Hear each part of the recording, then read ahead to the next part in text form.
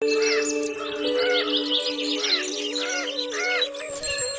बार की बात है, एक छोटे से गांव में शिव प्रसाद नाम का किसान रहा करता था। उसके पड़ोस में धर्मदास नाम का किसान भी रहता था। शिव प्रसाद और धर्मदास दोनों मेहनती थे। दोनों के पास समान खेत थे और दोनों अपने अपने खेत में बहुत मेहनत करते थे।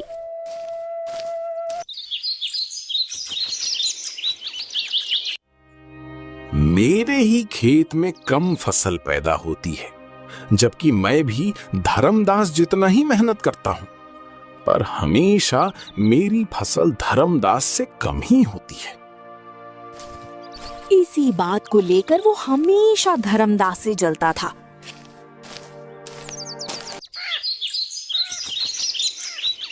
एक बार धर्मदास ने अपने खेत में कुआं खुदवाया। थोड़ा ही गहरा खोदने पर उसमें पानी लग गया। खेत में पानी आने की वजह से धर्मदास को ज्यादा फसल होने लगी। मैं भी अपने खेत में कुआं खुदवा लेता हूँ, इससे मेरी भी फसल दुगनी हो जाएगी। जब शिव प्रसाद ने अपने खेत में कुआं खुदवाया तो बहुत गहरा खोदने के बाद भी उसमें पानी नहीं निकला। ये देखकर उसे बहुत बुरा लगा। हमेशा मेरे साथ ऐसा क्यों होता है? कुआं खुदवाने के चक्कर में मेरा धन व्यर्थ हो गया। मेरी ही किस्मत इतनी खराब क्यों है? मैं जब भी कुछ अच्छा करने जाता हूँ उल्टा ही हो जाता है। यही सोचते सोचते वो अपने घर चला गया।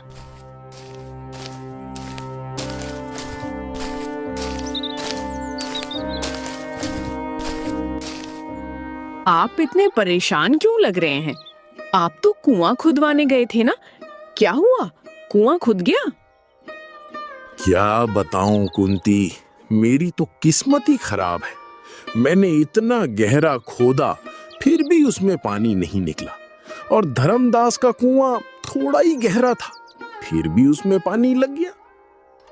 हे भगवान, अब हमारा गुजारा कैसे होगा? आपने तो बहुत सारा धन कुआं खुदवाने में लगा दिया। अब हम क्या करेंगे? अब तो हमें बारिश के भरोसे ही अपनी फसल उगानी पड़ेगी। हमारे पास दूसरा कोई उपाय नहीं है। ये तो किस्मत ही खराब है। मैंने इतना गहरा खोदा, फिर भी उसमें पानी नहीं निकला, और धर्मदास का कुआं थोड़ा ही गहरा था, फिर भी उसमें पानी लग गया। हे भगवान, अब हमारा गुजारा कैसे होगा? आपने तो बहुत सारा धन कुआं खुदवाने में लगा दिया। अब हम क्या करेंगे? अब तो हमें बारिश के भरोसे ही अपनी फसल उगानी पड़ेगी। हमारे पास दूसरा कोई उपाय नहीं है। हाँ कुंती, तुम बिल्कुल ठीक कह रही हो। कुंती, मैं एक काम करता हूँ, जमींदार से थोड़े पैसे ब्याज पर लेकर आ जाता हूँ, जिससे हम फसल उगा पाएंगे। इतना कहकर शिव प्रसाद पैसे लेने के लिए जमींदार के घर की ओर निकल पड़ा।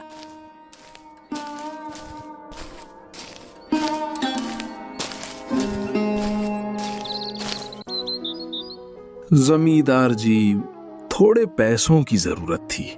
दरअसल खेत में कुआं खुदवाने में बहुत सारा धन लग गया और खेत को पानी भी नहीं लगा। इस वजह से पैसे की थोड़ी दिक्कत हो गई है। इसी वजह से थोड़े पैसे चाहिए थे। चलो ठीक है, कोई बात नहीं, पर तुम्हें पता तो है ना कि मैं बिना कुछ गिरवी रखे ब्याज के पैसे नहीं देता। जमींदार जी, मेरे पास तो खेत के अलावा कोई चीज नहीं है जो मैं आपके पास गिरवी रख सकूं। आप एक काम कीजिए, मेरा खेत ही गिरवी रख लीजिए, मैं आपके पैसे जल्द ही लौटा दूंगा। और वहां से थोड़े पैसे लेकर आ गया।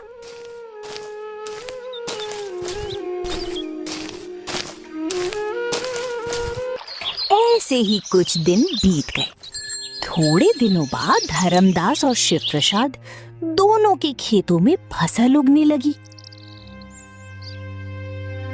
इस बार तो फसल अच्छी निकल आई है। और लगता है कि फसल इस बार अच्छी ही होगी, जिससे हम जमींदार का कर्ज चुका पाएंगे और थोड़ा धन हमें भी बच जाएगा। कुआं खुदवाने के चक्कर में जो नुकसान हुआ था उसकी भी भरपाई हो जाएगी। ये सोचते सोचते शिव प्रसाद घर की ओर निकल गया।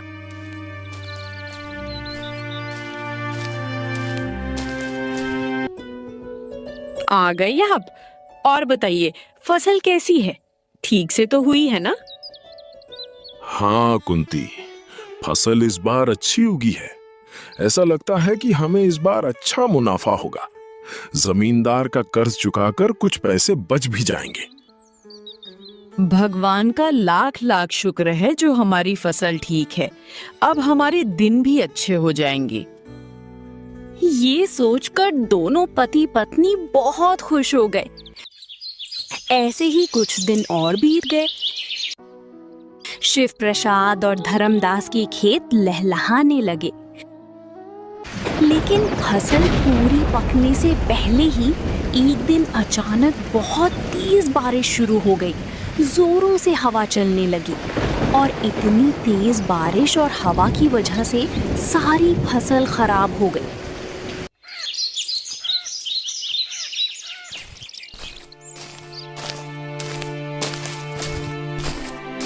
ये देखकर धर्मदास बहुत परेशान हो गया और घर चला गया।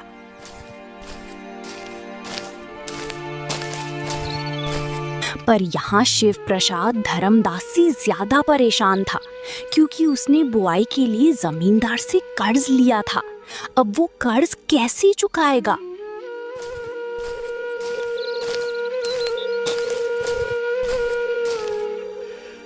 कुंती, हम बर्बाद हो गए।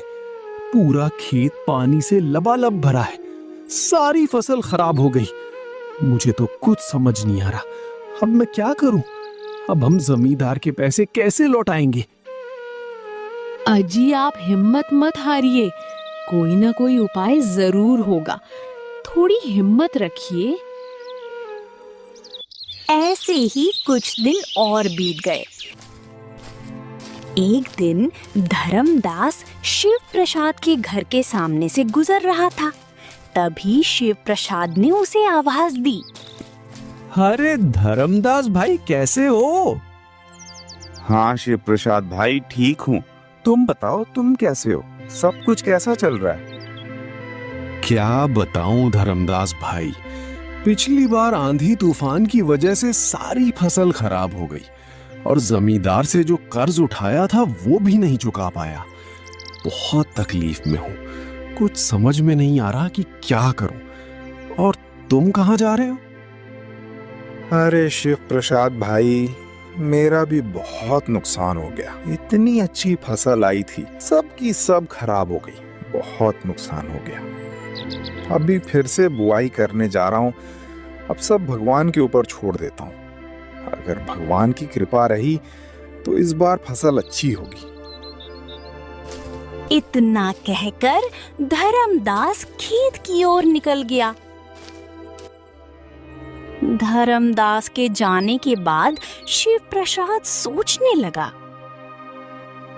अरे चलो, अच्छा हुआ।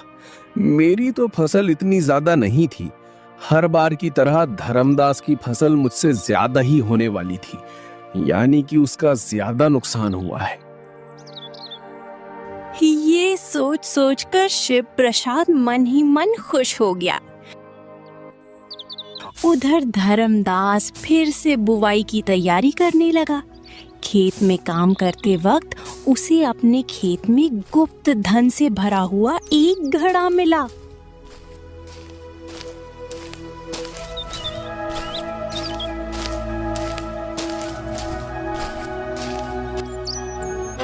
अरे शिव प्रसाद, तुमने सुना?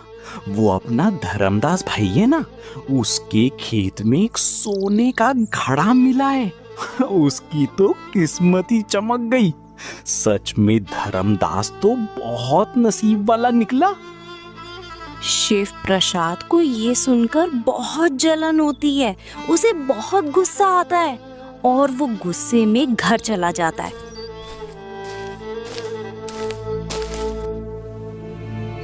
भगवान भी उसी का साथ देते हैं जिसके पास पहले से धन होता है। हम जैसे गरीबों का कोई साथ नहीं देता। भगवान भी हमारी तरफ नहीं देखते। धर्मदास को तो उस घड़े की कोई जरूरत नहीं थी। उसके पास फिर से बुआई करने के लिए पैसे भी थे। फिर भी भगवान ने उसे उसके खेत में सोने का घड़ा दिया। और मुझे देख लो, मेरे पास फूटी कौड़ी तक नहीं है। जमींदार से कर्ज लेकर फिर से बुआई की थी, लेकिन वो भी सारी फसल बर्बाद हो गई। सोने का घड़ा उसे नहीं, मुझे मिलना चाहिए था। मुझे उसकी ज्यादा जरूरत थी। फिर भी भगवान ने मेरे लिए सोचा तक नहीं। सुनिए जी, क्या अकेले में बड़बड़ा रहे हो? आपको पता है धर्मदास भाई है ना, उनके खेत में सोने का घोड़ा मिला है। हाँ हाँ, मुझे पता है। कुंती, जले पर नमक क्यों छिड़क रही हो?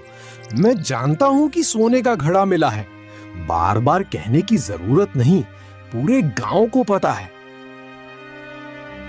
अच्छा, मुझे लगा आपको नहीं पता होगा। खैर छोड़िए। देखिए ना, उनके नसीब कितने अच्छे हैं। अब तो धर्मदास की पत्नी बहुत इतरा के चलेगी। अब वे पैसे वाले जो हो गए हैं। सुना है उसी घड़ी में इतना सोना मिला है कि हमारे पूरी गांव में भी किसी के पास उतना सोना नहीं है। अब तो धर्मदास भैया बहुत अमीर बन जाएंगे।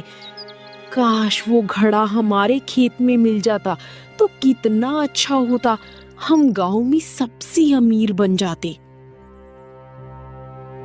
जागते हुए सपने मत देखो कुंती, हमारा नसीब ही खराब है। वो घड़ा सच में हमें मिलना चाहिए था, लेकिन धर्मदास को मिला जबकि उसे उसकी इतनी जरूरत नहीं थी। उसे घड़े की हमें सबसे ज्यादा जरूरत थी। फिर भी भगवान ने हमारे साथ ऐसा किया। आज हमारे घर में खाने तक को दाना नहीं है और उसे सोने के घड़े मिल रहे हैं। इससे बुरी बात और क्या हो सकती है? जी, आप बिल्कुल सही कह रहे हैं, लेकिन अब हम क्या करें? फिर से बुआई करने के लिए हमारे पास पैसे भी नहीं हैं। जो भी पैसे थे सब खर्च हो गए। अब हमारे पास तो कोई रास्ता ही नहीं है। आपने कुछ सोचा है? क्या सोचूं कुंती, मुझे तो कुछ समझ में ही नहीं आ रहा। ऊपर से धर्मदास के बारे में सोच सोचकर मेरा दिमाग खराब हो रहा है। अब नसीब को कोसने के अलावा और कर भी क्या सकते हैं? तभी उनके घर एक साधु बाबा आते हैं।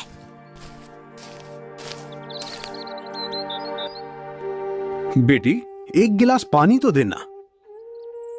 ठीक है बाबा, मैं अभी लाई।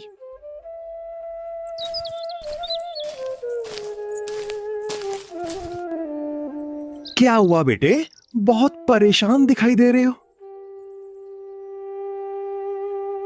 बताकर क्या करूं बाबा, आप थोड़ी मेरी परेशानी का हल निकाल सकते हो।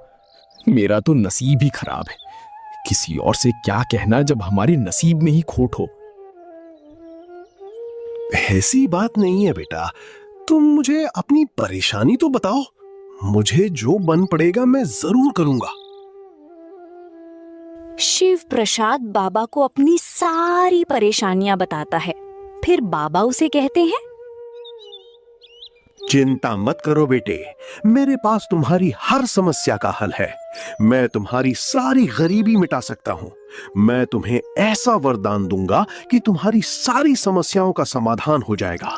तुम जो चाहोगे, जो मांगोगे, सब कुछ तुम्हें मिलेगा। सच में बाबा, ऐसा हो सकता है? बाबा, फिर जल्दी से मुझे वो वरदान दे दो कि मैं सब कुछ पा सकूं। मैं इस गांव का सबसे अमीर आदमी बनना चाहता हूं। बाबा कृपा कीजिए, मुझे वो वरदान दे दीजिए। मैं जिंदगी भर आपके चरण धोता रहूंगा। बाबा मुझ पर कृपा कर दीजिए। कृपा तो होगी बेटा, लेकिन उसके लिए एक शर्त है जो तुम्हें माननी पड़ेगी। अगर वो शर्त तुम मान लो तो ही वो वरदान मैं तुम्हें दे सकता हूं, अन्यथा नहीं। उसके बदले में मैं आपकी सारी शर्तें मानने के लिए तैयार हूं। बाबा आप बस बोलिए, मैं मना नहीं करूंगा। मुझे आपकी सारी शर्तें मंजूर हैं। आप बस मुझे वो वरदान दे दीजिए। पहले मेरी शर्त तो जान लो बेटा। शर्त यह है कि तुम जो कुछ भी मांगोगे तुम्हें मिलेगा। चाहे तुम कुछ भी मांगो तुम्हें सब कुछ मिलेगा। लेकिन जो तुम मांगोगे उससे दुगना तुम्हारे पड़ोसी को मिलेगा। ये क्या बात हुई बाबा? वरदान आप मुझे दे रहे हो या पड़ोसी को दे रहे हो? अगर मैं कुछ भी मांगूंगा तो पड़ोसी को क्यों दुगना मिलेगा? सोच लो बेटा, अगर तुम्हें सब कुछ पाना है तो मेरे पास यही एक वरदान है। अगर उसके बारे में सोचोगे तो तुम्हें खुद भी कुछ नहीं मिलने वाला। अगर तुम अपने सपने पूरे करना चाहते हो तो यही एक रास्ता है। तुम्हें मंजूर हो तो बोलो, नहीं तो मैं चलता हूं। शिव प्रसाद सोच में पड़ जाता है। अगर मैं अभी पड़ोसी के बारे में सोचता हूं तो सच में मुझे भी कुछ नहीं मिलेगा। अगर मुझे अपने सपने पूरे करने तो मुझे पड़ोसियों के बारे में नहीं सोचकर सिर्फ अपने बारे में सोचना होगा। अगर मैं मना कर दूंगा तो बाबा गुस्सा होकर यहां से चले जाएंगे और मुझे इतना बड़ा वरदान नहीं मिलेगा। एक काम करता हूं, हां कर देता हूं। ठीक है बाबा, मुझे मंजूर है। ठीक है बेटा, आज से तुम जो कुछ भी मांगोगे तुम्हें सब कुछ मिलेगा। तथास्तु। ऐसा बोलकर बाबा वहां से चले जाते। फिर कुंती और शिव प्रसाद बहुत ही ज्यादा खुश हो जाते हैं। ये तो कमाल हो गया। आप तो बेकार में ही अपने नसीब को कोस रहे थे। देखो, आखिर भगवान ने हमारी तरफ देख ही लिया। ऐसा लग रहा है जैसे कोई बाबा नहीं, साक्षात भगवान ही आए थे हमें वरदान देने। अब हम जो चाहे वो पा सकते हैं। अब हमारी सारी गरीबी मिट जाएगी। हाँ कुंती, तुम सच कह रही हो। अब सब कुछ ठीक हो जाएगा। अरे हम तो वरदान की खुशी में मांगना ही भूल गए।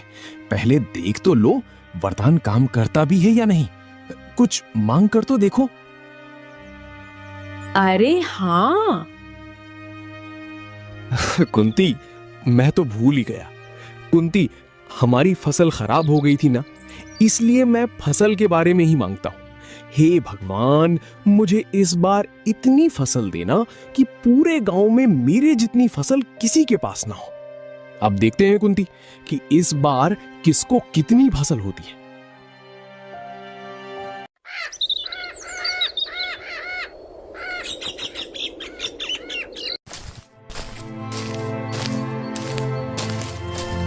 दूसरे ही दिन कुंती और शिव प्रसाद खेत जाकर देखते हैं तो सच में शिव प्रसाद का खेत फसल से भरा हुआ मिलता है। दोनों ये देख बहुत ज्यादा खुश हो जाते हैं। तभी उनके पास गांव का एक आदमी आता है।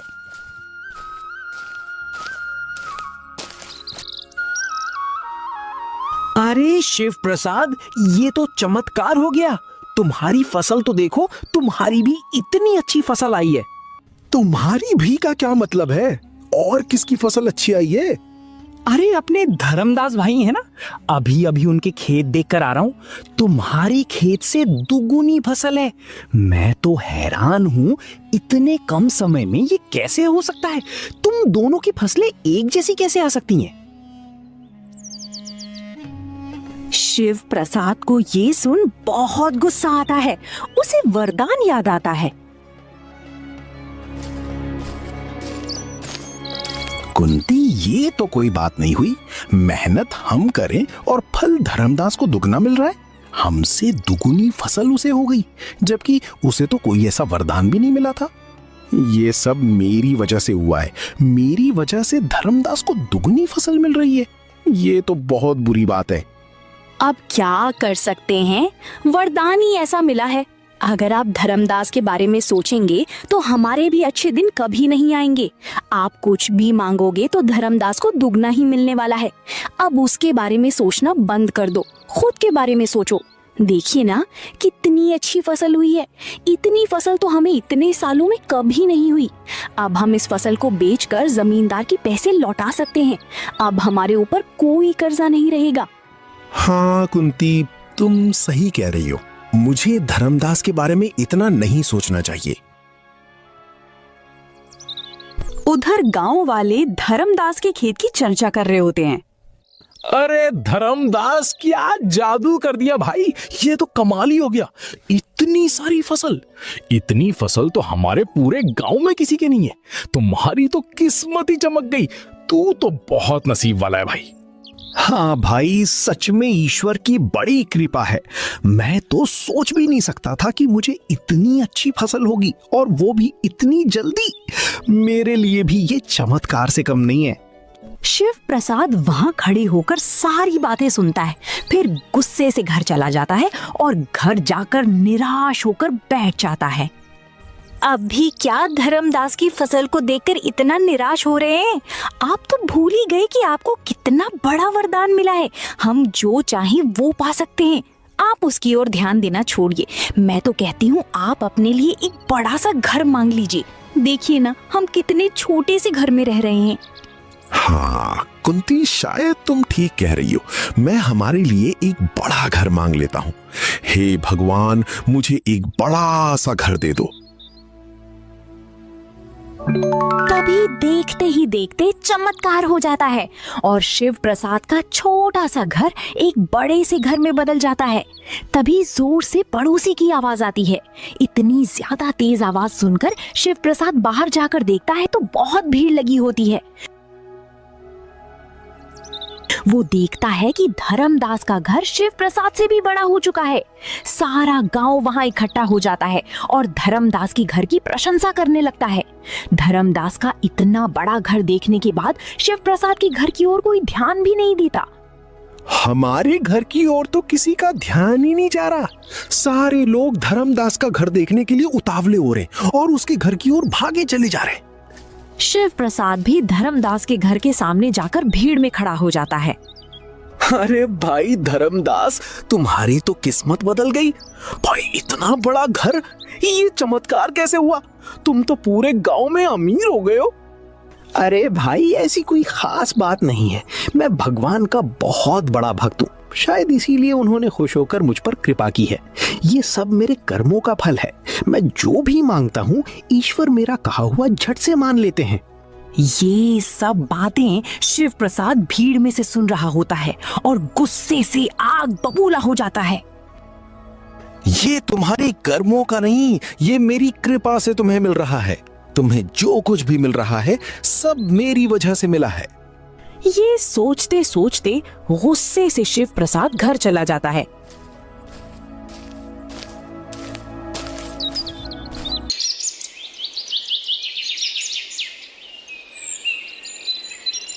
ऐसे ही कुछ दिन बीत जाते हैं। एक दिन कुंती शिव प्रसाद से बोलती है, सुनिए जी, कल वो हमारे दूर के चाचा के लड़के के बेटे के भाई की शादी है। क्या क्या तुमने अभी क्या बोला? किसकी शादी है? अरे वो हमारे रिश्तेदार हैं, उनकी लड़के की शादी है और शादी में जाने के लिए मेरे पास अच्छे अच्छे कपड़े और गहने भी नहीं है। तो मैं सोच रही थी, वैसे भी आपके पास वरदान है, वो कब काम आएगा? मुझे कुछ नई साड़ियाँ और गहने ला कर दीजिए। हे भगवान, मुझे कुछ नई साड़ियां और गहने दे दीजिए। इतना बोलते ही शिव प्रसाद के घर में बहुत सारी नई नई साड़ियां और बहुत सारे गहने प्रकट हो जाते हैं। तभी पड़ोस से औरतों की आवाज आती है, हे भगवान, इतने सारे गहने, इतनी नई और अच्छी अच्छी साड़ियां, ये कैसा चमत्कार है? ऐसे गहने तो मैंने कभी देखे तक नहीं। कुंती बाहर जाकर देखती है तो सारी औरतें धर्मदास के घर के बाहर खड़ी होती हैं और धर्मदास की पत्नी सरला की साड़ी और गहने देखकर बातें कर रही होती हैं। सच में सरला, तू तो बहुत किस्मत वाली है जो तुझे ऐसा पति मिला। तेरा पति जो कुछ भी मांगता है तेरे घर में चमत्कार की तरह प्रकट हो जाता है। सच में तू तो बहुत नसीब वाली है जो तुझ पर भगवान की इतनी कृपा है। काश हमारा भी नसीब तेरे जैसा होता, हमारे पास भी तेरे जैसी साड़ियाँ और अच्छे अच्छे गहने होते। ऐसी साड़ियाँ और गहने हमारे पूरे गांव में किसी के पास नहीं है, यहाँ तक कि जमींदार की पत्नी के पास भी नहीं है। वाह भाई वाह, किस्मत हो तो ऐसी, तेरी तो किस्मत ही चमक गई। कुंती ये सारी बातें सुनकर बहुत गुस्सा हो जाती है और गुस्से से घर जाकर शिव प्रसाद से बोलती है, ये सब क्या हो रहा है? ये वरदान हमें मिला है या पड़ोसी को? आप जानते हैं सरला के पास कितनी सारी गहने और साड़ियां आई हैं, वो भी मुझसे दुगनी। जितना आपने मेरे लिए मंगाया था हमसे दुगना उनको मिला है। सारी औरतें सरला की तारीफ कर रही हैं, सब औरतों की नजर उसकी साड़ी और गहनों पर थी। अब आप देखना वो पूरे गांव में कैसे मटक मटक कर चलेगी। मेरी तरफ तो कोई देखेगा भी नहीं क्योंकि उससे दुगना उसके पास है। ये सब आपकी वजह से हो रहा है। कुंती, इसमें मेरी क्या गलती है? तुमने ही तो मुझे कहा था साड़ी और गहने मांगने के लिए। मुझे ये अजीब सा वरदान बिल्कुल पसंद नहीं है। मुझे नहीं चाहिए ऐसा कोई वरदान जो हमसे ज्यादा पड़ोसियों को अमीर बनाए जा रहा है। इसका मतलब हम जो कुछ भी मांगेंगे हमसे दुगना पड़ोसी को मिलेगा, वो भी हर बार। ये तो कोई ठीक बात नहीं है। देखिए जी, मैं आपसे कह दे रही हूँ, मैं सरला को नई साड़ी और गहनों में नहीं देख सकती। नई साड़ी और गहने सिर्फ मेरे पास ही रहने चाहिए, उसके पास नहीं, क्योंकि वो साड़ी और गहने हमारी वजह से उसे मिले हैं। इसमें उनका कोई हाथ नहीं। ये सब हमारी मेहनत का फल है, हमें ही मिलना चाहिए। बहुत उड़ रहा है। मेहनत मैं करता हूँ, वरदान मैं मांगता हूँ और मुझे दुगना उसे मिल जाता है। बस कुंती, अब आगे से ऐसा नहीं होगा। चाहे मुझे कुछ मिले या ना मिले, लेकिन मैं धर्मदास को अब कुछ नहीं मिलने दूंगा। बहुत इतरा रहा है ना, मैं उसकी सारी अकड़ निकाल दूंगा। आज तक उसने मेरी वजह से जो कुछ भी पाया है मैं सब छीन लूंगा। अब तुम देखो मैं क्या करता हूँ। आप बिल्कुल सही कह रहे हैं जी। आप कुछ ऐसा कीजिए कि उनके पास जो बड़ा घर, गहने, साड़ियाँ जो कुछ भी है सब उनसे छीन जाए, वे रास्ते पे आ जाएं। मैं उन्हें रास्ते पर देखना चाहती हूँ। हाँ कुंती, अब मैं वही करूंगा। चाहे मुझे क्यों ना नुकसान उठाना पड़े, लेकिन मैं धर्मदास का फायदा नहीं होने दूंगा। अब देखो मेरा कमाल। हे भगवान, मेरे घर में जितना भी सोना, चांदी और गहने पड़े हैं सब गायब हो जाएं। उधर सरला के घर में अचानक सब कुछ गायब हो जाता है। हे भगवान, ये सब क्या हो गया? मैं तो लुट गई, बर्बाद हो गई। अभी अभी तो मुझे इतने सारे गहने और साड़ियाँ मिली थी, वे तो गई ही, पर उसके साथ मेरे पुराने गहने और साड़ियाँ भी गायब हो गई। इधर इतना सुनकर शिव प्रसाद और उसकी पत्नी खुश हो जाते हैं। ये हुई ना बात। अब देखती हूँ कैसे मटकती है। बड़ी उछल उछल कर सारी औरतों को दिखा रही थी ना, अब तो जो पहनने को था वो भी नहीं रहेगा। अब दिखाओ क्या दिखाना है। ये तो कुछ नहीं कुंती, तुम देखो मैं अब क्या क्या करता हूँ। हे भगवान, मेरा बड़ा सा घर एक टूटे फूटे मकान में बदल दो। तभी चमत्कार होता है और शिव प्रसाद का घर एक टूटी फूटी मकान में बदल जाता है। दोनों पति पत्नी खुश होकर बाहर जाकर देखते हैं तो धर्मदास का घर भी एक झोपड़ी में बदल चुका होता है। ये देखकर दोनों बहुत खुश होते हैं। आखिर ये हो क्या रहा है हमारे साथ? हमारी खुशियों को नजर लग गई है। शिव प्रसाद और कुंती उसकी झोपड़ी देखकर बहुत खुश हो जाते हैं और घर में जाकर शिव प्रसाद फिर से मांगता है, हे भगवान, मेरी एक आंख फूट जाए। ऐसा मांगते ही शिव प्रसाद की एक आंख फूट जाती है। शिव प्रसाद फूटी हुई आंख लेकर धर्मदास के घर जाकर एक आंख से देखता है तो धर्मदास की दोनों आंखें चली जाती हैं और वो पूरी तरह अंधा हो जाता है। शिव प्रसाद ये देखकर बहुत खुश होता है और मन ही मन बोलता है, अब कैसी रही? बहुत उड़ रहा था ना। अब पता चला कि भगवान की कितनी कृपा है। लोगों के सामने उस दिन बहुत बड़ाईगिरी कर रहा था कि सब तेरे कर्मों का फल है। अब पता चला कि तेरे कर्म कैसे हैं और यही उसका फल है। तेरे साथ तो ऐसा ही होना चाहिए। भले ही मेरी एक आंख चली गई हो, लेकिन मैं एक आंख से तो देख सकता हूँ। तेरे पास तो वो भी नहीं है, तेरी तो दोनों की दोनों चली गई। शिव प्रसाद खुश होकर वापस घर चला जाता है। लेकिन इतना सब करने के बाद भी उसका दिल नहीं भरता। वो फिर से भगवान से मांगता है, हे भगवान, मेरे घर के सामने बहुत बड़ा खड्डा खुदवा दो और मैं उसमें गिर जाऊं और अधमरा हो जाऊं। ये आप क्या मांगते जा रहे हैं? आप गुस्से में आकर खुद का नुकसान कर रहे हैं। अगर आपको कुछ हो गया तो आपके हाथ पैर टूट जाएंगे। आपने सोचा भी है? अरे कुंती, मैं कुछ सोच समझ कर ही मांग रहा हूँ। धर्मदास को बर्बाद करने के लिए मैं कुछ दिनों तक लंगड़ा लूला भी रह लूंगा, लेकिन धर्मदास को बर्बाद करके ही छोड़ूंगा। अगर मैं आज अधमरा भी हो जाता हूँ तो धर्मदास तो पूरा ही निपट जाएगा। और तुम मेरी चिंता मत करो।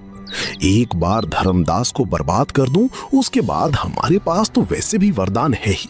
हम अपने लिए फिर से मांग लेंगे। अरे हाँ, ये तो मैंने सोचा ही नहीं। हमारे पास तो वरदान है। आप सही कह रहे हैं। आपको जो लगे आप मांग लीजिए। तभी उनके घर वो बाबा प्रकट हो जाते हैं। अरे बाबा, आप यहाँ अचानक कैसे? ये तुम क्या कर रहे हो? क्या मैंने तुम्हें वरदान इसीलिए दिया था कि तुम किसी की जान ही ले लो? मैंने तुम्हें अपनी जिंदगी सुधारने के लिए वरदान दिया था, तुम्हारी तकलीफ दूर करने के लिए वरदान दिया था, ना कि किसी की जान लेने के लिए। अगर मैं यहाँ नहीं आता तो तुम तो धर्मदास की जान ही ले लेते। तुम अपने पड़ोसी से इतना जलते हो कि जलन में तुमने ये तक नहीं सोचा कि तुम्हारा भी नुकसान हो रहा है। तुम अपनी खुशी में खुश नहीं थे। तुम्हें तो सब कुछ मिल रहा था जो मांग रहे थे। तुम्हें सब कुछ मिला, लेकिन तुम उसमें खुश ना होकर दूसरों की खुशी देखकर जल रहे थे। और इस जलन में तुमने अपने पास जो कुछ भी था सब गवा दिया। मैं तो तुम्हें उसी दिन पहचान गया था जब मैं तुम्हारे घर पहली बार आया था। मुझे लगा मैं तुम्हें ऐसा वरदान दूंगा, शायद तुम सुधर जाओ। ये वरदान तुम्हारी एक परीक्षा भी थी, जिसमें तुम असफल रहे। तुम्हें अपने पड़ोसी की खुशी देखी नहीं गई। मैं तुम्हें दिया गया वरदान वापस लेता हूं। बाबा, मुझे क्षमा कर दीजिए। मुझे मेरी गलती का एहसास हो गया है। मैं जलन में इतना अंधा हो गया था कि मुझे समझ ही नहीं आया कि मैं क्या कर रहा हूँ। मुझे माफ कर दीजिए बाबा। अब मैं समझ चुका हूँ कि हमारे पास जो है हमें उसी में खुश रहना चाहिए, ना कि दूसरे की खुशी देखकर जलना चाहिए। अब मैं जान चुका हूँ बाबा। अब मैं जान चुका हूँ कि हमें जो मिलता है वो हमारे कर्मों के हिसाब से ही मिलता है और हमें उसे स्वीकार कर लेना चाहिए और उसी में खुश रहना चाहिए। बाबा, कृपा कीजिए और सब कुछ पहले जैसा ही कर दीजिए। ठीक है, अगर तुम्हें अपनी गलती का एहसास हो चुका है तो मैं सब कुछ पहले जैसा ही कर देता हूँ। अब तुम्हारे पास कोई वरदान नहीं होगा। अब तुम जैसा जीवन जी रहे थे वैसा ही जियो। और अगर तुम्हें आगे बढ़ना है, सब कुछ पाना है, सफलता पानी है, तो मेहनत करो और आगे बढ़ो। बाबा के आशीर्वाद से सब कुछ पहले जैसा हो जाता है। शिव प्रसाद को अपनी गलती का एहसास हो जाता है और वो जलन छोड़कर मेहनत के रास्ते पर चलने का निर्णय लेता है। वहीं धर्मदास भी अपने जीवन में पहले की तरह खुशहाल रहने लगता है। दूसरों की खुशी और तरक्की से जलने वाला इंसान सबसे ज्यादा नुकसान खुद का करता है। हमें जो मिला है उसमें संतुष्ट रहकर मेहनत करनी चाहिए। ईर्ष्या और लालच इंसान की सोच को अंधा बना देते हैं, जबकि मेहनत, संतोष और अच्छे कर्म जीवन में सच्ची सफलता दिलाते हैं। दूसरों को गिराने की कोशिश करने के बजाय खुद को आगे बढ़ाने पर ध्यान देना चाहिए। दीदी, तू कभी सोचती है कि हमारा घर असल में क्या है, घर या नाव या तैरता हुआ बेड़ा? मुझे तो कभी कभी नींद में महसूस होता है कि घर धीरे धीरे डोल रहा है। क्या कह रही है तू? हाँ, तब ऐसा लगता है जैसे किसी जहाज पर है और बहुत दूर चले जा रहे हैं, दुनिया के किसी ऐसे देश में जहाँ किसी को कोई कमी नहीं है, किसी की आंखों में आंसू नहीं है।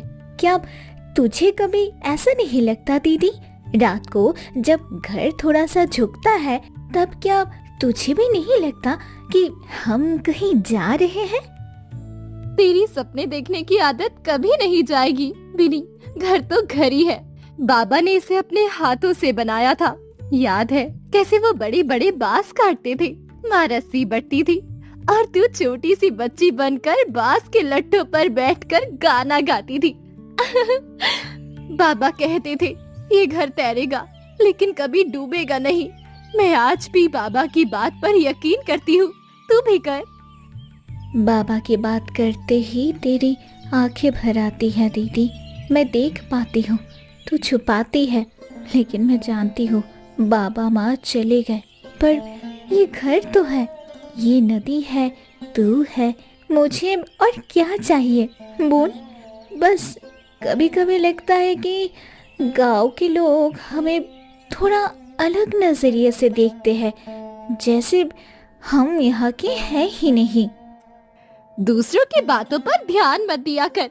जिनके पास अपना कोई काम नहीं होता वही दूसरों के बारे में बातें करते फिरते हैं। हम अपने में खुश हैं, किसी से कुछ लिया नहीं, किसी का नुकसान नहीं किया। अपने हाथों से मछली पकड़ते हैं, साग तोड़ते हैं, जाल बुनते हैं। बस इतनी ही हमारी दुनिया है और इतनी ही काफी है। तो इन बातों को कान मत दे, समझी? समझ गई दीदी, फिर भी मन उदास हो जाता है। अच्छा छोड़िए सब, आज दोपहर को क्या पकाएगी बोल।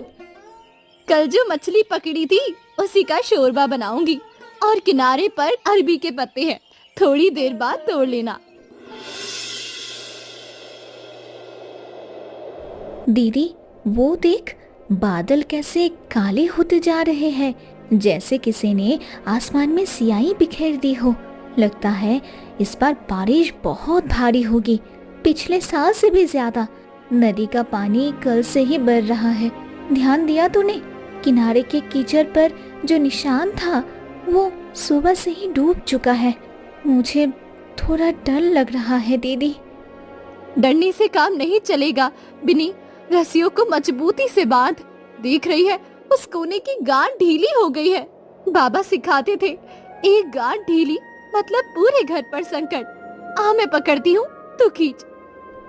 दीदी तू इतनी सख्त कैसे है? क्या तुझे कभी डर नहीं लगता? ये घर, ये नदी, ये तूफान सब अकेले संभालती है। मैंने तुझे कभी रोते नहीं देखा। माँ भी इतनी मजबूत नहीं थी। तेरे पास इतनी हिम्मत कहाँ से आती है?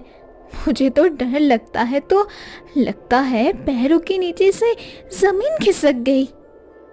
और हमारे चारों तरफ पानी की तो कोई कमी नहीं है। उससे अच्छा है हाथ चला, काम कर। बादल देखकर डरने वाले बरसात में टिक नहीं पाते। और सुन, अंदर जितने कपड़े और चावल हैं, सब ऊपर के मचान टान पर रख दे। पिछले साल फर्श पर रखे चावल के बोरे भीगकर खराब हो गए थे। भूल गई क्या? उस बार 3 दिन तक हमने सिर्फ सूखा मुड़ी मुरमुरा खाकर गुजारा किया था। इस बार ऐसा नहीं होना चाहिए। हाँ दीदी, कर रही हूँ। याद है उस बार तूने अपने हिस्से का मूड़ी भी मुझे दे दिया था। मैंने खा तो लिया, पर बाद में समझा कि तू भूखी थी। उस दिन से मुझे खुद पर बहुत गुस्सा आता है। वैसे एक बात कहूँ, आज शाम को पार्वती भाभी को एक बार बुलाओ। पर खाली हाथ मत जाना। वो जो सूखी मछलियाँ रखी है उनमें से कुछ भाभी के लिए ले जा। लोगों से अगर कुछ उम्मीद रखनी है तो उन्हें देना भी सीखना पड़ता है। सुबह से बादल देखकर मन बड़ा बेचैन हो रहा था। सोचा तुम लोगों से थोड़ा मिलाऊं। गर्मा गर्म खिचड़ी बनाई है, खा लो दोनों। कल बाजार गई थी तो सुना कि चारों तरफ बाढ़ का अलर्ट दे रहे हैं। पहाड़ों में बहुत बारिश हो रही है। रात को तुम लोगों के इस तैरते हुए घर का सोचकर मुझे नींद नहीं आई बेटी। भाभी, तुम अगर नहीं आओगी तो हमारा ख्याल कौन रखेगा? पूरे गांव में सिर्फ तुम ही हो जो हमारा हाल चाल लेती हो।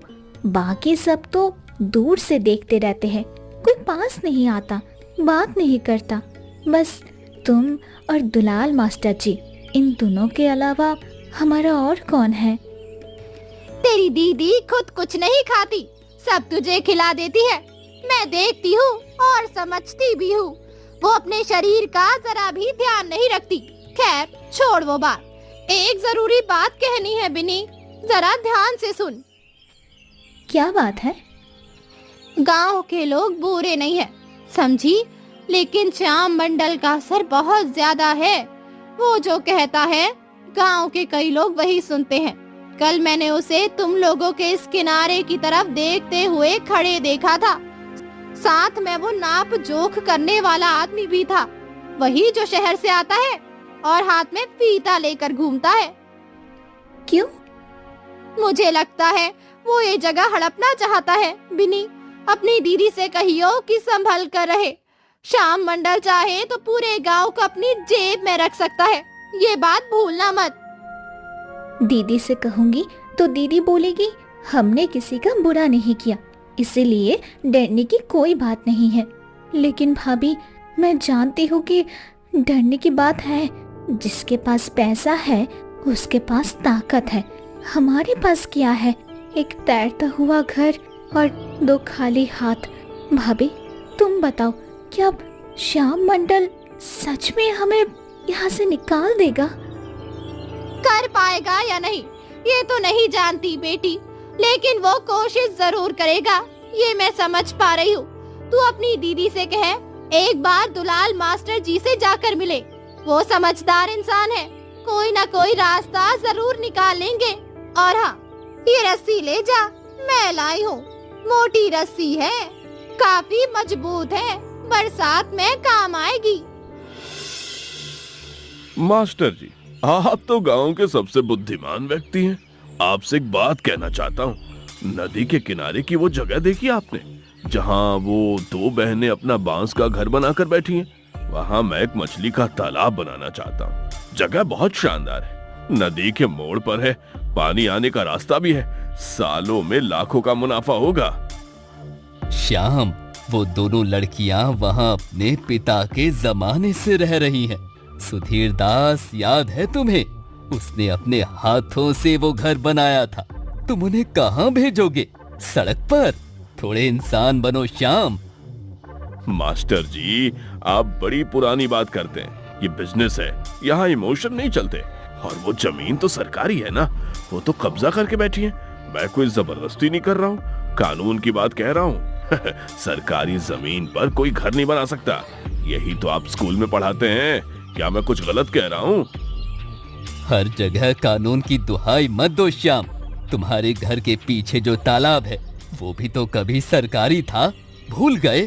तुम्हारे पिता ने उस पर कब्जा करके तालाब खुदवाया था, कोई कागज नहीं था।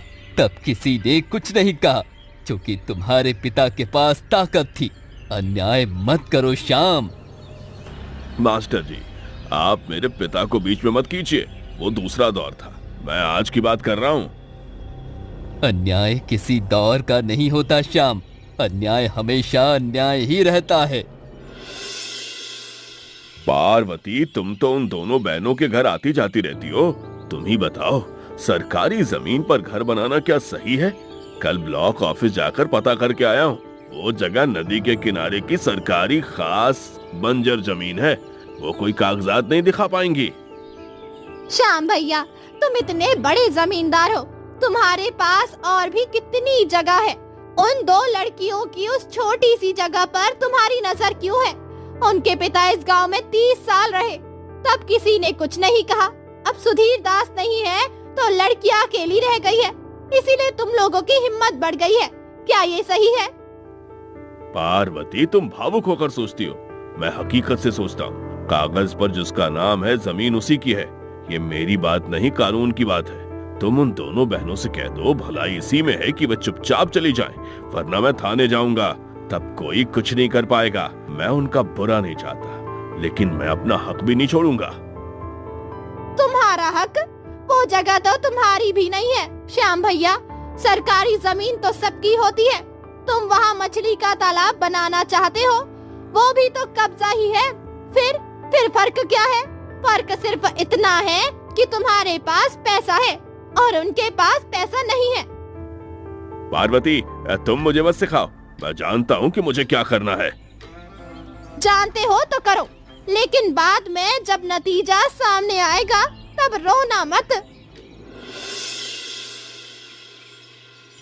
मास्टर जी, गांव में क्या चल रहा है मैं सब समझ रही हूँ। चाय की दुकान पर, बाजार में, घाट पर हर कोई हमारे बारे में ही बातें कर रहा है। कोई कहता है हम कब्जाधारी है, तो कोई कहता है हमें निकाल देना चाहिए। क्या हमने सच में कोई गुनाह किया है मास्टर जी? गौरी, तुम्हारे पिता सुधीर मेरे छात्र थे। वे कभी झूठ नहीं बोलते थे, कभी कोई गलत काम नहीं करते थे। मुझे याद है, उन्होंने इस जगह पर घर बनाने से पहले ग्राम पंचायत से इजाजत ली थी। कोई एक कागज था, लेकिन वो अब कहाँ है मैं नहीं जानता। तुम डरो मत गौरी, मैं उस कागज को ढूंढूंगा। मास्टर जी, कागज हो या ना हो, हमने कोई गलत काम नहीं किया है, ये मैं जानती हूँ। लेकिन गांव के लोग जब हमारी तरफ नफरत भरी नजरों से देखते हैं तो दिल टूट जाता है। बिन्नी छोटी है, वो ये सब बर्दाश्त नहीं कर पाती। कल बिन्नी रात भर रोई है। मैं क्या करूं, आप ही बताइए मास्टर जी। तुम बस बिन्नी को संभालो, उसे टूटने मत दो। कोशिश कर रही हूँ मास्टर जी, कब तक कोशिश कर पाऊंगी नहीं जानती, लेकिन हार नहीं मानूंगी। गौरी, मैं तुमसे साफ बात करता हूँ। इस गांव में सब जानते हैं कि तुम लोग सरकारी जमीन पर बैठी हो। तुम्हारे पिता ने एक तैरता हुआ घर बनाकर नदी के किनारे कब्जा कर लिया बिना किसी इजाजत के। यह अवैध कब्जा है, यह अपराध है। तुम जितनी भी सीधा चेहरा बनाकर रखो, सच नहीं बदलेगा। अच्छा, ऐसा है क्या? तुम्हारे पास कोई कागजात हैं? दिखाओ। अगर नहीं है तो चुपचाप जगह खाली कर दो। गांव के लोग पर बोझ बनकर मत रहो। मैं साफ बात कह रहा हूँ, घुमा फिराकर बात करने की आदत मेरी नहीं है। श्याम बाबू, मैं बोझ बनकर किसी के घर में नहीं रहती। अपने हाथों से मेहनत करती हूँ और खाती हूँ। किसी के आगे आज तक हाथ नहीं फैलाया। इतना घमंड है तुम लोगों में? मेरे पिता ने इस गांव में 30 साल बिताए हैं। गांव के लोगों के लिए नावें बनाई है, बाढ़ में लोगों की जान बचाई है। आपके घर की वो जो पुरानी नाव है, वो भी मेरे पिता के हाथों की ही बनी है। जानते हैं ना, आज उसी इंसान की बेटियों को आप कब्जाधारी कह रहे हैं। क्या ये इंसाफ है? अगर मेरे पिता जिंदा होते तो क्या आप ये सब बात कह पाते? तुम्हारे पिता जिंदा नहीं है गौरी। भावनाओं से जमीन का मालिकाना हक नहीं मिलता। कागज दिखाओ, नहीं तो बाहर निकलो। गांव की इस बैठक में सब गवाह हैं। मैं तुम्हें समय दे रहा हूँ 7 दिन का। 7 दिनों के अंदर अगर कोई सबूत नहीं दिखा पाई तो कानूनी कार्रवाई मैं करूंगा। ये धमकी नहीं, हकीकत है। मैं किसी धमकी से नहीं डरती। श्याम बाबू, आप कानून की बात कर रहे हैं। कानून तो दोनों के लिए है। मेरे पिता एक ईमानदार इंसान थे और मैं उनकी बेटी हूँ। सच मेरे साथ है। आपको जो करना है करिए। देख लेंगे गौरी, 7 दिन याद रखना। 7 दिन नहीं, 70 दिन हो जाए, मैं यहाँ से कहीं नहीं जाऊंगी।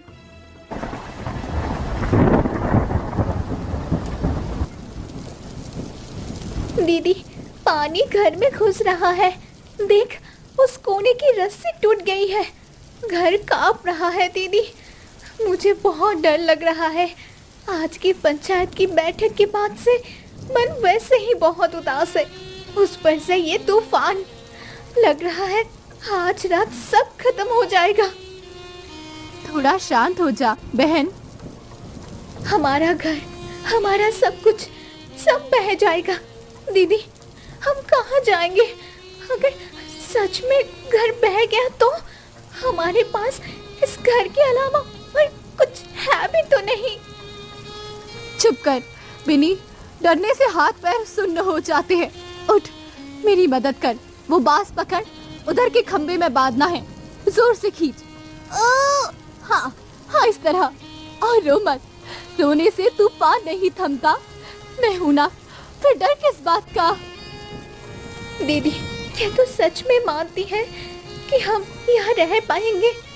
श्याम मंडल, गांव के लोग, ये बार सब कुछ जैसे हमारे खिलाफ है। कुछ नहीं होगा, कुछ नहीं। कभी कभी लगता है बाबा ने ये तैरता हुआ घर बनाकर गलती की थी। अगर पक्की जमीन पर घर होता तो कम से कम पैरों के नीचे मजबूत जमीन तो होती। हमारी ये डगमगाती जिंदगी और कितने दिन चलेगी दीदी? बाबा ने कोई गलती नहीं की थी। बाबा जानते थे पानी हमारा दुश्मन नहीं, पानी हमारा दोस्त है। पानी से लड़कर जिया नहीं जा सकता, पानी के साथ तैरना सीखना पड़ता है। इसीलिए ये घर तैरता हुआ है। तू अगर नहीं होती तो मैं क्या करती मुझे नहीं पता। सच कह रही हूँ। मैं हूँ, जब तक मैं हूँ तुझे कुछ नहीं होने दूंगी।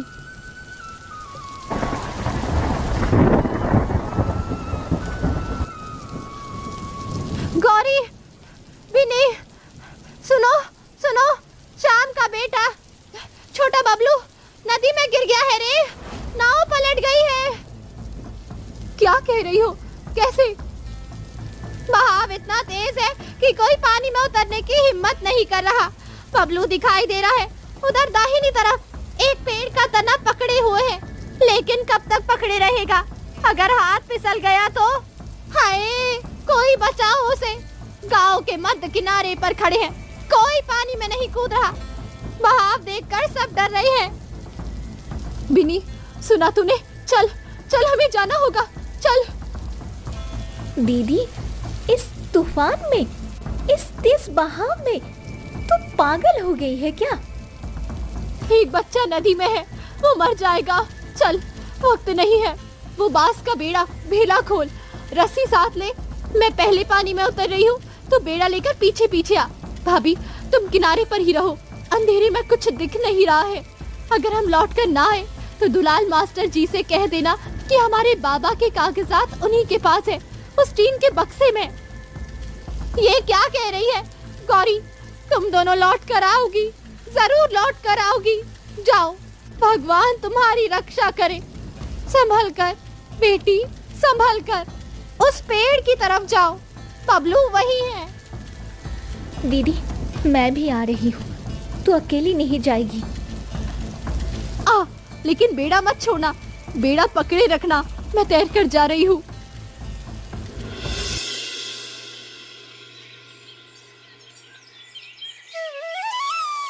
बबलू, बबलू, वो जिंदा है, वो ठीक है ना? हाय राम, गौरी, तुम दोनों ने इस तूफान में, इस तेज बहाव में मेरे बेटे की जान बचाई। मैं क्या कहूँ, मैंने तुम लोगों के साथ कैसा बर्ताव किया? क्या मैं इंसान कहलाने लायक हूँ? कुछ कहने की जरूरत नहीं है श्याम बाबू। बेटे को ले जाइए, उसका शरीर ठंडा पड़ रहा है। जल्दी से इसे गर्म कपड़े पहनाइए, थोड़ा गर्म दूध पिलाइए। वो बहुत डर गया है, लेकिन ठीक है। गौरी, तुमने अपनी जान दांव पर लगाकर मेरे बेटे को बचाया है। मैंने तुम्हारे साथ जो व्यवहार किया, गांव में जो अफवाहें फैलाई, मैं बहुत शर्मिंदा हूँ। मुझे माफ कर दो, मैं अंधा हो गया था, लालच में अंधा हो गया था। श्याम काका, पहले बच्चे को ले जाइए, वो कांप रहा है। बातें बाद में होती रहेंगी। गौरी, मुझे तुम्हारे बाबा का वो कागज मिल गया है। तुम्हारे पिता सुधीर दास ने नदी के किनारे घर बनाने के लिए ग्राम पंचायत से लिखित अनुमति ली थी। उस समय के प्रधान के हस्ताक्षर हैं, मुहर भी है। तुम लोग कोई कब्जाधारी नहीं हो गौरी। मास्टर जी, आप नहीं जानते कि आज आपने मुझे क्या दिया है। ये सिर्फ एक कागज नहीं है, ये मेरे बाबा का सम्मान है। मैं जानती थी कि बाबा ने कभी कोई गलत काम नहीं किया, लेकिन बिना सबूत के बातों पर कौन भरोसा करता है। तुम्हारे बाबा को तुम पर गर्व था गौरी। आज सच में देख लिया, तुम अपने बाबा की ही बेटी हो। ये कागज संभालो, ये तुम्हारे अधिकार का सबूत है, और शाम को तो मैं ये खुद दिखाऊंगा। मास्टर जी, आज अगर बाबा होते तो जानते हैं क्या कहते? वे कहते, देखा गौरी, सच कभी हारता नहीं है।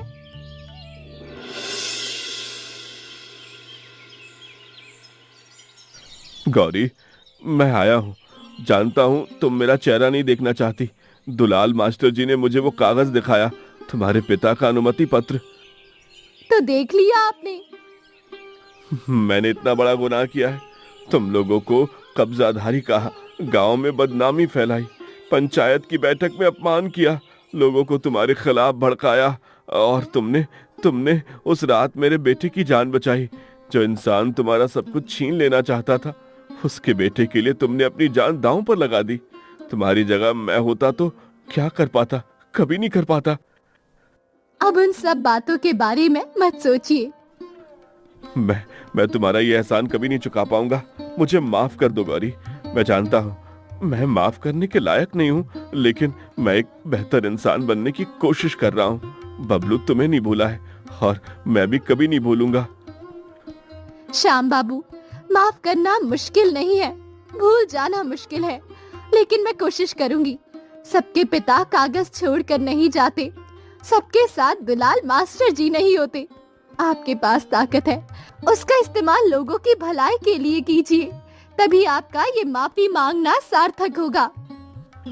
गौरी, तुमने मुझे सिर्फ माफी नहीं किया, तुमने मुझे एक सीख दी है। मैं वादा करता हूँ इस गांव में अब किसी और के साथ ऐसा नहीं होगा। मैं बदलूंगा। वादा करना आसान है श्याम बाबू, निभाना मुश्किल है। देखते हैं।